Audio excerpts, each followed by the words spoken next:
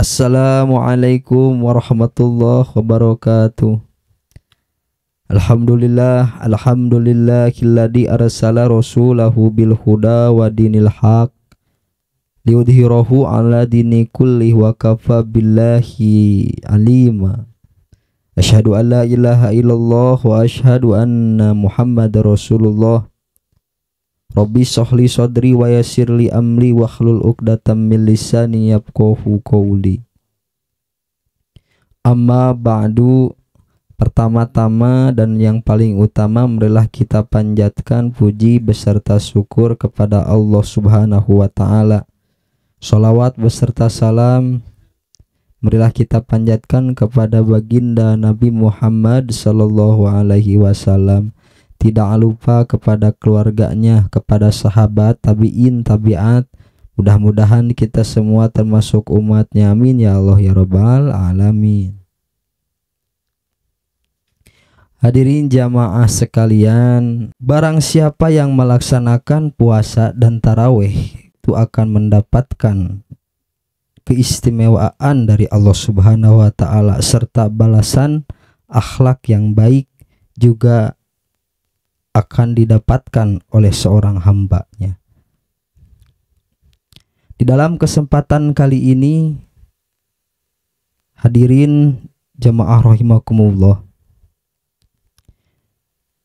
banyak sekali nikmat-nikmat di bulan puasa ini, keberkahan di bulan puasa ini yang kadang kita lupakan, kadang kita lalaikan, kadang kita abaikan.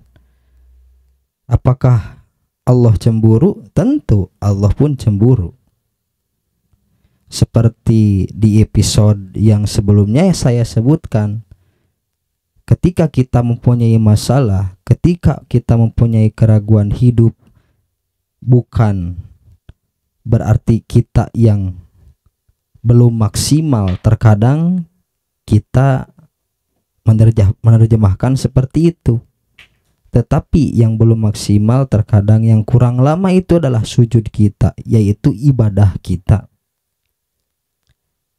Banyak sekali nikmat-nikmat di bulan puasa ini. Yang pertama ada nikmat intelektual. Apa nikmat intelektual? Nikmat intelektual itu adalah nikmat pikiran, nikmat hati, nikmat diberi hati, nikmat diberi akal pikiran. Seperti di dalam Al-Quran disebutkan, afala ta'qilun. Apakah kalian tidak berpikir? Apa yang dimaksud di dalam Al-Quran tersebut? Maksudnya gunakan hati dan pikiran kita untuk memikirkan sesuatu yang bisa membuat kehidupan kita menjadi lebih baik di hadapan Allah Subhanahu wa taala. Banyak sekali. Yang pertama nikmat intelektual ketika kita menghadapi bulan puasa. Terkadang banyak sekali orang-orang yang membaca Al-Quran, yang sholat berjamaah, itu merupakan salah satu nikmat intelektual yang bisa kita rasakan, yang akhirnya kita ingin belajar untuk beribadah yang benar, belajar untuk membaca Al-Quran yang benar. Maaf, malu sekali jika seorang muslim tidak bisa membaca Al-Quran dan tidak bisa melaksanakan sholat dengan benar. Na'udzubillah summa na'udzubillah. Seperti kita membaca Al-Quran yang baik dan benar itu bagaimana? Membaca Al-Quran yang baik dan benar itu ketika kita tidak meninggalkan salah satu makhorijul huruf dan hukum dari bacaan Al-Quran tersebut. Ada yang kedua, yaitu nikmat material. Apa nikmat material? Nikmat material itu merupakan nikmat materi yang berupa materi.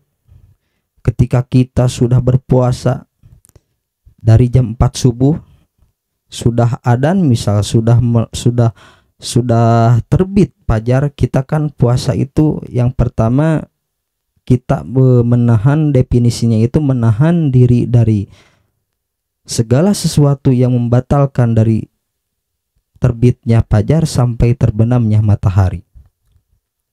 Ketika kita sudah berpuasa, berjam-jam menahan haus, menahan lapar, menahan jinah mata, menahan jinah hati. Subhanallah, ketika kita sudah berpuasa, ketika kita sudah berpuasa, nah kita bisa menikmati kenikmatan yang berupa material. Ngong adan, Allahu Akbar, Allahu Akbar. Nah, di situ kenikmatan material yang kita dapatkan. Kita dapat berbuka dengan yang enak-enak, kita dapat berbuka yang apa yang kita inginkan dengan apa yang kita inginkan. Tapi terkadang ketika kita berpuasa, terkadang seolah-olah yang diolah itu enak. Seperti kita melihat es cendol, penasaran yang beli. Ketika kita melihat molen, pisang goreng, bala-bala, nah itu adalah semua kenikmatan material yang bisa kita dapatkan ketika kita sudah melaksanakan puasa dari pagi sampai dari subuh sampai maghrib. Nah, kita berbuka, nah itu di situ kita bisa menikmati kenikmatan material, kenikmatan uang yang ada pada diri kita. Berbeda sekali dalam segi keuangan pun kita bisa mengatur ketika kita berpuasa. Tidak semuanya kita hambur-hamburkan, tidak semuanya kita belikan yang tidak patut kita belikan, yang tidak patut kita butuhkan. Masya Allah, luar biasa sekali kan di puasa ini. Sebuah kemenangan untuk umat Islam ketika kita berpuasa dari subuh sampai maghrib. Nah, ketika Allahumma lakasumtu wa bika amantu wa ala rizkika abturtu birahmatika ya arhamar rahim. Di situ kemenangan seorang muslim. Senang sekali bisa tamat ya puasanya, senang sekali. Nah, di situ kenikmatan material yang kita dapatkan. Ada yang ketiga itu adalah kenikmatan spiritual. Kenikmatan spiritual itu seperti apa? Terkadang kita bulan puasa itu mampang mempeng ya, bulan puasa tahajud ada digeberkeun saeutik. Mampang mempeng ya ayeuna naon? Bulan puasa maca Quran ada digeder saeutik kudu tamat. Ah, terkadang kan sekalipun ketika kita bulan puasa itu bulan biasa itu tidak membaca Al-Quran, datang puasa mah ngadadak maca Al-Quran. Kadang kita sampai tamat. Karena apa? Karena ingin mendapatkan pahala. Luar biasa kan? Di sini kenikmatan spiritual ketika kita bulan puasa, kita bangun nih malam-malam, kita bisa memanfaatkan momen puasa ini. Kita bertahajud 2 rakaat, kita berdoa, kita menjerit kepada Allah Subhanahu wa taala. Karena Allah Subhanahu wa taala itu tidak mungkin bohong. Allah Subhanahu wa taala itu tidak mungkin dusta. Maka dari itu kita jangan pernah berharap kepada manusia, karena manusia mempunyai sifat dusta. Tapi berharaplah kepada Sang Maha Penguasa, yaitu Allah Subhanahu wa taala. Karena tidak mungkin Allah Subhanahu wa taala itu mempunyai sifat dusta. Apa-apa yang Allah firmankan di dalam Al-Quran itu nyata adanya. Seperti kita sekarang, kenapa bulan puasa ini terkadang tidak terasa? Karena akhir zaman, waktu semakin cepat. Dan juga lihat kita anak-anak pada kuat puasa. Dulu saya waktu kecil, saya kecil puasa sampai setengah hari. Karena emang apa? Sangat begitu lama waktu. Tapi anak-anak sekarang, karena ciri kiamat itu ketika anak-anak bisa kuat berpuasa sampai adzan maghrib berkumandang. Karena apa? Bukan karena gadget, bukan. Dulu ada gadget, saya main sama boy-boyan, terus main kaleci, terus main sonda, terus main ucing sumputnya. sama gitu. Tapi emang karena apa? Karena di sini tuh akhir zaman. Banyak orang yang berjualan tapi yang beli tidak ada. Itu salah satunya. Kita itu umat akhir zaman. Semoga Allah Subhanahu wa taala terus melindungi kita dan juga kita mendapatkan rahmat juga maghfirah Allah Subhanahu wa taala. Ada yang keempat. Yang keempat itu adalah nikmat sosial. Nikmat sosial. Terkadang kita bulan puasa, teman lama yang sudah jauh-jauh hari kita merencanakan bukber. Lain bukbaknya bukber. Buka bareng-bareng. Ada buka berdua, ada buka bareng-bareng, ada buka buka semuanya gitu kan. Banyak ya. Ada bukber. Wah, dari teman SMP, yuk bukber ilahai. Jadwalkan. Yuk OTW on the way. Akhirnya ngabring non bukber. Nikmat sosial. Yang dulunya jarang ketemu lagi. Luar biasa kan bulan puasa ini. Kita bisa bersilaturahmi dengan orang-orang yang mungkin ya sudah tidak ada dalam kehidupan kita. Sudah lupa sama kita. Tapi karena adanya bulan puasa, kita bisa terbiasanya. Anak-anak muda sekarang kan mengadakan acara bukber, mengadakan acara silaturahmi, apapun itu acaranya. Nah, di situ nikmat sosial. Banyak sekali kenikmatan-kenikmatan di bulan Ramadan ini. Maka dari itu kita sebagai orang muslim yang beriman, kita harus bangga.